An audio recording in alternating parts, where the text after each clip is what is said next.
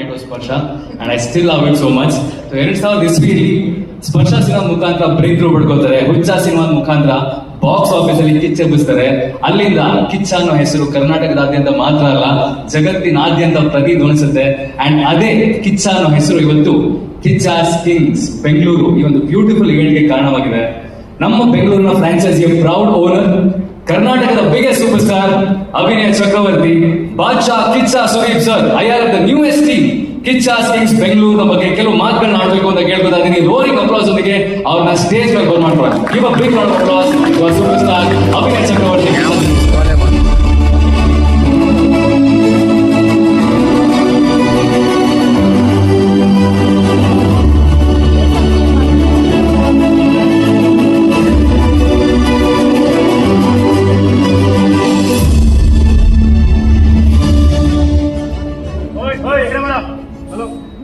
ಯಾರು ನನಗೆ